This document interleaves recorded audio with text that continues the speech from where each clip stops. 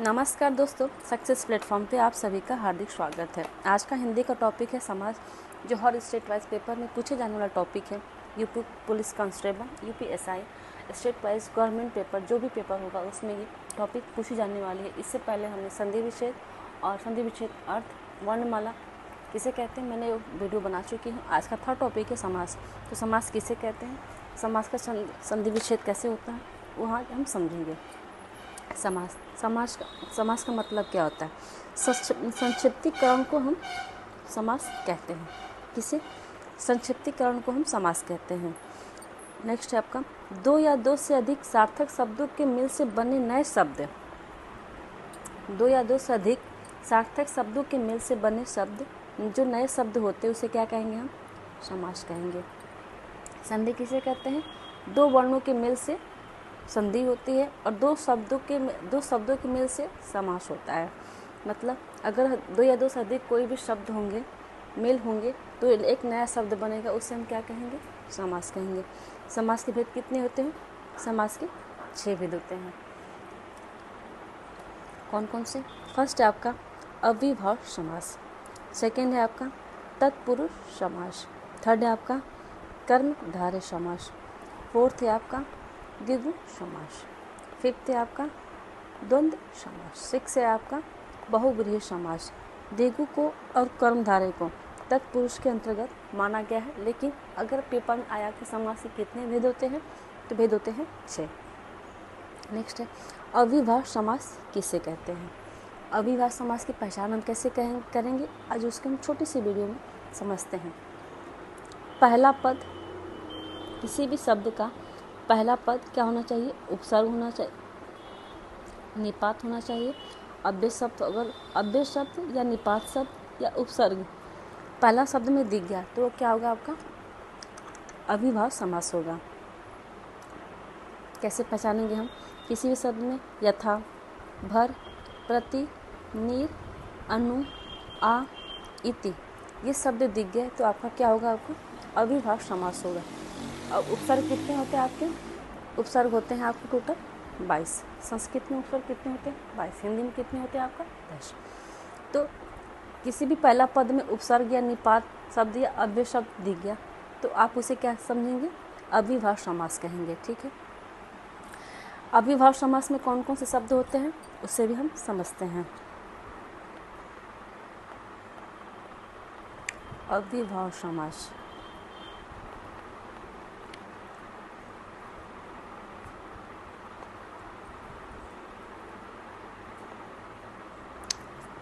अव्यय समास, अव्यय कौन कौन सा होता है? धीरे धीरे,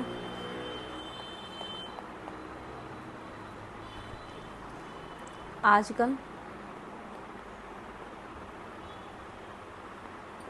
आज तक। आपके ये सब शब्द किसी भी पहले पद में दिख गया तो ये क्या होगा? आपका अव्यय। और अव्यय किस में होता है? अविभाव समास में होता है। निपात शब्द कौन कौन से होते हैं वो भी देखें। निपात होता है यथा, तथा, इति, भार। जैसे यथाशक्ति, तथापि या तथा योग्यता इत्यादि या इति सिद्धम, भरपेट। किसी भी शब्द में आपका यथाशक्ति, यथा योग्यता, यथापि या इति सिद्धम या भरपेट शब्द आपको पहला पद में दिख गया तो ये आपका निपात शब्द होता है। और निपात शब्द किस में होता है? अविभाव समास में होता है। ठीक है। बिल्कुल आसान तरीके से और एकदम शार्प माइंड से समझिएगा इसको, ये पेपर में आने वाला टॉपिक है। ठीक है। और हम ये भी समझते हैं कि अब उपसर्ग कौन कौन से शब्द होगा। उपसर्ग तो होते हैं संस्कृत की 22, हिंदी की 10, लेकिन पेपर में जो पूछे जा चुके हैं उपसर्ग वो बताते हैं। जैसे उपसर्ग आ गया आ, तो उपसर्ग तो हो गया आ, सेंटेंस हो जाएगा आपका आजीवन। प्रति, तो क्या होगा आपका इसका? प्रत्येक। ठीक। आपका हो जाएगा परि, ये सब उपसर्ग हैं। तो परिक्रमा। ठीक। नीर, तो क्या होगा आपका? निर्विरोध। ये सब शब्द आपको पहले पद में दिख गया तो आपका हो जाएगा ये होगा उपसर्ग। उपसर्ग किस में होता है? अव्ययभाव समास में। अव्ययभाव समास की पहचान कैसे करेंगे? उपसर्ग से करेंगे, अव्यय शब्द से करेंगे और निपात शब्द से करेंगे। ठीक है, और भी हम कुछ समझते हैं कि अव्ययभाव समास का मतलब क्या होता है, अर्थ क्या होता है और इसे हम कैसे समझेंगे। ठीक है, अव्ययभाव समास का पहला पद में उपसर्ग और निपात अव्यय दिख गया तो आपका क्या होगा? अव्ययभाव समास। अव्ययभाव समास में पहला पद प्रधान होता है, जो हमेशा उपसर्ग निपात अव्यय में से एक होता है, होगा।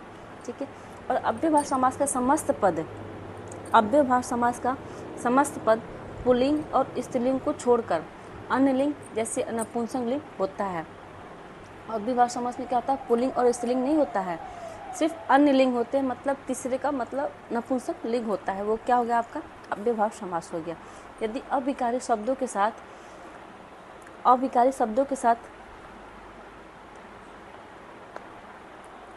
यदि अविकारी शब्दों के साथ योजक चिन्ह का प्रयोग होगा तो क्या होगा? आपका अव्ययभाव समास। कैसे? देखिए, धीरे धीरे क्या हुआ? धीरे धीरे योजक चिन्ह तो है, लेकिन हमें पता है कि योजक चिन्ह का प्रयोग होता है द्वंद्व समास में। कहाँ होता है? द्वंद्व समास। लेकिन द्वंद्व समास में कौन से शब्द में? विकारी शब्द में। और अविकारी शब्द में किस में होता है? अव्ययभाव समास में। धीरे धीरे, अभी अभी, आगे पीछे, ऊपर नीचे, ये सब क्या हो गया? आपके अव्यय शब्द हो गए जो अव्ययभाव समास के हैं, जो अविकारी शब्द हैं। ठीक है, इतना समझ में आ गया होगा आपका। लेकिन परंतु यदि विकारी शब्दों में योजक चिन्ह का प्रयोग हो तो क्या होगा? आपका द्वंद्व समास। और अविकारी शब्द कैसे होंगे? ये सब तो टोटल हो जाएंगे आपके अविकारी शब्द, लेकिन द्वंद्व में विकारी शब्द क्या होगा?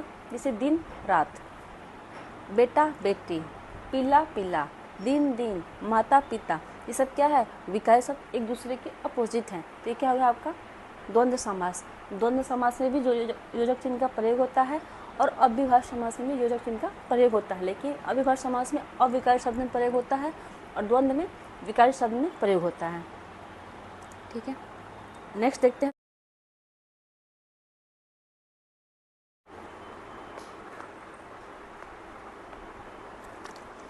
नेक्स्ट है तत्पुरुष समास। तत्पुरुष समास किसे कहते हैं वो भी समझेंगे आज हम। ठीक है, तत्पुरुष दूसरा पद प्रधान होता है किसमें? तत्पुरुष समास में, जिसमें कारक का प्रयोग होता है, कारक शब्द का प्रयोग होता है, वो क्या होगा? आपका तत्पुरुष समास होगा। तत्पुरुष समास की पहचान कैसे करेंगे हम? किसी भी शब्द में अगर हम एग्जाम्पल को तोड़ के कारक का प्रयोग होगा तो वो क्या होगा? आपका तत्पुरुष समास होगा। जैसे इसका एग्जाम्पल है राजपुत्र, राजा का पुत्र, राजपुत्र, ये क्या होगा? किसका पुत्र? राजा का पुत्र। इसमें क्या हो गया? आपका कारक का प्रयोग है। हवन सामग्री, हवन की सामग्री, कन्यादान, कन्या के लिए दान, कन्यादान, ये क्या होगा? आपका कन्या के लिए दान। इसमें हमने कारक का प्रयोग कर लिया। ठीक, मतलब किसी भी शब्द एग्जाम्पल को लेंगे और उसको हम संधि विच्छेद करके अगर कारक का प्रयोग हो गया तो क्या होगा? आपका तत्पुरुष समास हो गया। मतलब दूसरे पद की प्रधानता, मतलब बाद वाले जो शब्द होते हैं उसकी प्रधानता हो तो क्या होगी? आपकी तत्पुरुष समास होगी। नेक्स्ट है आपका कर्मधारय समास। कर्मधारय समास किसे कहते हैं वो भी समझे। इसमें दूसरे पद की प्रधानता होती है। किसकी पद की? दूसरे पद की प्रधानता हो जिसमें, वो क्या है? आपका कर्मधारय समास होती है। इसमें विशेषण विशेष्य का भी प्रधानता होती है। उपमान उपमेय समास भी होता है। विशेषण विशेष्य कैसा? जैसे नीला आकाश, नीलकंठ, नील विशेषण का विशेष्य है, कंठ कैसा है? नीला, ये क्या होगा? विशेषण और विशेष्य हो गया। उपमान उपमेय कैसे हो? देह लता, लता कैसी है? देह लता। मुख चंद्र, मुख कैसा है? चंद्रमा के समान, तो ये क्या होगा? आपका उपमान का उपमेय हो गया। गुण गुणी समास होती है, इससे ईमानदार शिक्षक, इसमें गुण समास भी होते हैं, गुण या गुणी समास होते हैं, जिसको हम बोलते हैं शिक्षक कैसा है? ईमानदार है। नेता कैसा है? कर्मठ है। ये क्या होगा? आपका गुण गुणी का गुण का गुणी समास हो गया। ठीक है, अब इसकी एग्जाम्पल हम समझें।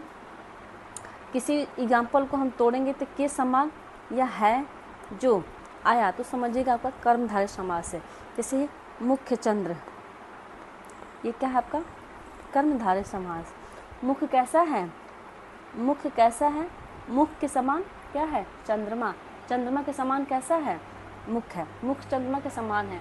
मुख के समान चंद्रमा, चंद्रमा के समान मुख, मतलब के समान आ गया। ये क्या होगा आपका? कर्मधारय समास। और नीला हो कंठ, नीला है कंठ, है आ गया। नीला कंठ कैसा है? नीला है। नीला हो कंठ, ये आपका क्या हो गया? आपका कर्मधारय समास।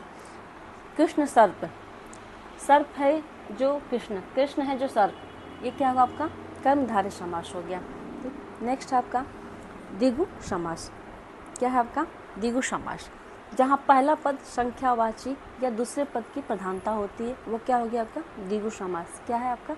जहाँ पहला पद संख्यावाची हो और दूसरे पद की प्रधानता हो तो क्या होगा आपका? संख्यावाची। जैसे जो समासिक पद समूह समुदाय का बोध कराए, या पूर्व पद या प्रथम पद संख्या में रूप में हो तो वो क्या होगा आपका? द्विगु समास हो गया। कैसे इसको हम समझेंगे?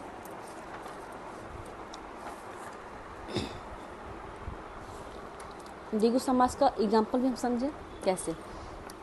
तिरहा, त्रिकोण, ये क्या है आपका? ये संख्या होगी। सप्तगंगा, सात गंगा, सात हो जिसकी गंगा, सातों गंगा का मिलन क्या हो गया आपके साथ? अष्टाध्यायी, आठ जिसकी अध्याय, अष्टाध्यायी संख्यावाची होगी। अष्ट टांग या आपका सडानन, सडानन, ठीक। षटकोण, छः हो जिसकी कोण, मतलब संख्यावाची। किसी भी शब्द में आपको पंचानमृत, पंचनग, पंचायत, पंचवटी, चौराहा, तिराहा, त्रिलोक, दोपहर, दो रातें, दो रहा, एक दंत, एक शेष, एकांत, मतलब किसी भी शब्द में आपको पढ़ते समय संख्यावाची का बोध हो या दूसरे पद की प्रधानता हो वहाँ पर क्या होगा? द्विगु समास हो जाएगा। नवग्रह, नौ ग्रह होते हैं, द्विगु समास हो गए। दशमेश, अच्छा 10 संख्यावाची, ये द्विगु समास हो गया आपका। दशानन, 10 हो जिसके आनंद, ये तो होते हैं रावण, लेकिन ये संख्यावाची, ये बहुब्रीहि भी है। दशानन ये बहुब्रीहि भी है, लेकिन इसको हम द्विगु समास भी कहेंगे। इंद्रिया, 10 इंद्रिया, 10 कर्म, 10 मुहा, 10 मेष, नवराज, नवरात्र, नवरस, आपका ये सब क्या हो गया? जिस किसी शब्दों में संख्या का बोध हो वो द्विगु समास हो गया। नेक्स्ट आपका द्वंद्व समास। द्वंद्व समास किसे कहते हैं वो भी समझेंगे हम। जहाँ दोनों पदों की प्रधानता होती है, इसमें कोई छोटा बड़ा नहीं, लेकिन दोनों पदों की प्रधानता होती है। कैसे? माता और पिता, माता की प्रधानता है और पिता की भी प्रधानता है, ये क्या हो गया आपकी? द्वंद्व समास। भाई और बहन दोनों पद की प्रधानता है। दिन और रात, रात की प्रधानता है और दिन की प्रधानता, दिन और रात, ये सब क्या है आपका? द्वंद्व समास। ये समझते हैं। जहाँ दोनों पदों की प्रधानता हो वो क्या हो गया आपकी? द्वंद्व समास। विलोम शब्द या विकारी शब्दों में योजक चिन्ह का प्रयोग हो। अभी हमने कहा था ना विकारी शब्द, जैसे दिन रात, भाई बहन, माता पिता, ये सब क्या है आपका? विकारी शब्द। और विकारी शब्द क्या है? धीरे धीरे, रातों रात, दिनों दिन, ये सब क्या है आपका? अविकारी शब्द हैं। योजक चिन्ह का प्रयोग होगा। और विकारी शब्दों की आवृत्ति, अर्ध आवृत्ति शब्द या पुनरुक्ति होती हो तो वो क्या हो गया आपकी? द्वंद्व समास हो गए। ठीक है। विलोम शब्द कौन कौन से? जैसे विलोम शब्द कैसे समझेंगे? विलोम शब्द है आपका जैसे लाभ हानि, लाभ हानि, जय पराजय, जय पराजय, सुख दुख, सभ्य असभ्य, ये सब क्या है आपका? विलोम शब्द है, एक दूसरे के अपोजिट है। ये क्या होगा आपका? विलोम शब्द हो गया। ठीक है। और विकारी शब्द कौन कौन से होंगे वो भी समझे हम। विकारी शब्द कौन कौन से होंगे?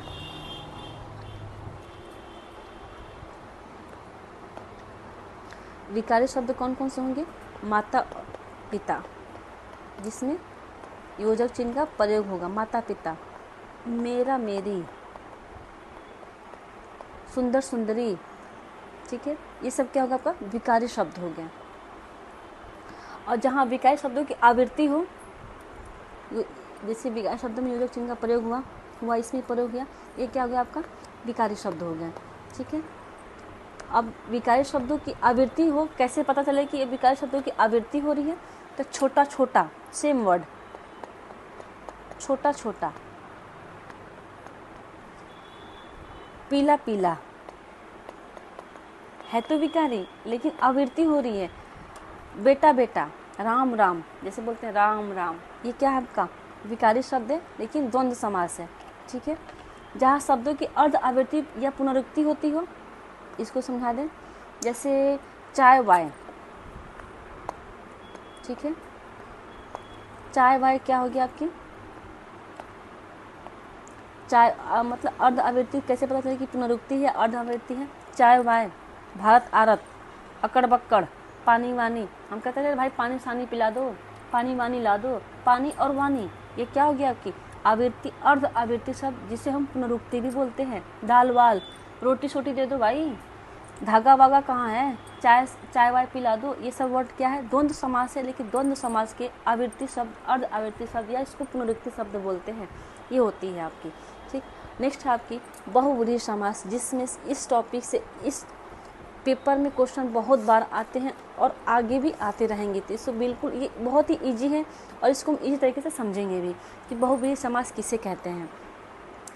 इसमें बहुव्रीहि समास में किसी तीसरे पद की प्रधानता होती है या दोनों पद गौण होते हैं, उसे क्या कहेंगे हम बहुव्रीहि समास। सबसे पहले बात यह है कि किसी समास का परिभाषा से मतलब किसी भी टॉपिक के पहले तो 1 नंबर का तो परिभाषा से ही नंबर आते हैं कि परिभाषा समास किसे कह दिए, संधि किसे कह दिए, बहुव्रीहि की पहचान हम कैसे, जैसे पेपर में आए किसी तीसरे पद की प्रधानता ये कौन सी है, कौन सा समास है, तो हमें याद रहेगा अच्छा बहुव्रीहि समास, 1 नंबर मिल गया हमें।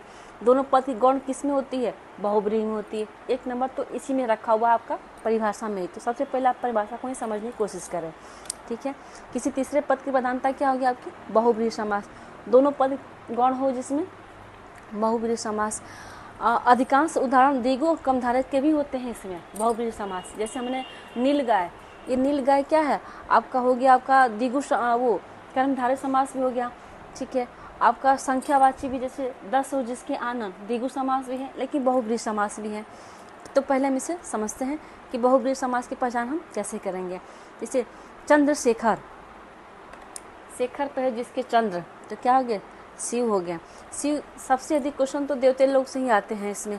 चंद्रशेखर, चंद्रमौली, नीलकंठ हो जिसके नीला, नीला हो कंठ जिसके, ये कर्मधारय समास में भी है और बहुव्रीहि समास में भी है। इस चीज़ का बिल्कुल ध्यान रखिएगा। जैसे विशेषण विशेष जिसमें हो गए तो वो कर्मधारय हो गया। द्विगु हो जिसके 10 आनंद कर्मधारय, नीला हो कंठ जिसके, तो ये आपका कर्मधारय भी है और बहुव्रीहि समास भी है। लेकिन इसको ध्यान देना पड़ेगा कि किसके अतिरिक्त पूछा गया है ये। तो नीलकंठ, नीलकंठ किसे कहा गया है, शिव जी को। चंद्रशेखर किसे कहा गया है, शिव जी को। त्रिनेत्र किसे कहा गया है, शिव जी को। मैं लिख देती हूँ, ज़्यादा समझ में आ जाएगा कि पेपर में क्या क्या पूछा हो। चंद्रशेखर,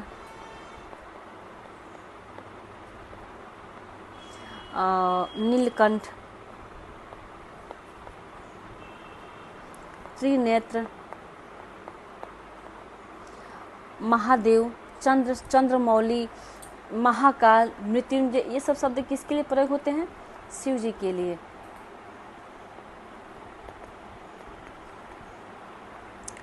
और ये पूछ देगा गणेश जी के शब्द कौन कौन से होंगे, कैसे पहचान करेंगे गणेश जी के शब्द हैं। जैसे गजानन, गजानन, ठीक, गजोदर, लंबोदर, लंबा हो जिसके ओदर, एक दंत हो जिसके, मुषवाहन, मुसख जिसके वाहन, त्रिदेव, विनायक, ये शब्द किसके हो गए, गणेश जी के हो गए। ये अधिकतर क्वेश्चन में आते हैं क्वेश्चन, तो इसको बिल्कुल दिमाग में रख लीजिए। वीणापाणि मतलब ये किसके हो गए, चक्रपाणि विष्णु भगवान, हलधर बलराम, गदाधर हनुमान, गदा हो जिसकी धर हनुमान, चक्रधर विष्णु जी को, पीताम्बर विष्णु जी को, चतुर्मुख ब्रह्मा जी को। ये चतुर्मुख हो गया, चतुर्भुज हो गया, ये द्विगु समास भी है लेकिन बहुव्रीहि समास में भी रखा गया है। अम्बुज तो कमल को कहते हैं अम्बुज पंकज, कमल को कहते हैं दिगंबर, जैनी को कहते हैं वरिधि, सागर को कहते हैं जलद, बादल को कहते हैं। ये सब चीज़ें आपको अगर पेपर में दे तो किसने पद की प्रधानता हो, जिसमें गजोदर में क्या है, गजानन, गजा हो जिसकी आनंद, आनंद हो जिसकी गजा, मतलब ये तीसरे पद की प्रधानता है, क्या होगी आपकी गणेश जी। चंद्रशेखर, शेखर हो जिसके चंद्रमा के समान, चंद्रमा के समान जिसके शेखर हो शिव जी, तीसरे पद की प्रधानता हुई। दशानन, दस हो जिसके आनंद, रावण, तीसरे पद की प्रधानता हुई। बस आपको कि कोई एग्जाम्पल मिल गया तो उसको आप संधि उसको विच्छेद कीजिए, उसके बाद से जहाँ तीसरे पद की प्रधानता हुई वो आपका बहुब्रीहि समास होगी। ठीक है, अगर आपको वीडियो ये आपका टॉपिक समझ में आया हो तो मुझे ज़रूर कमेंट में बता दीजिएगा, और वीडियो अच्छी लगी हो तो like and subscribe and share ज़रूर करें।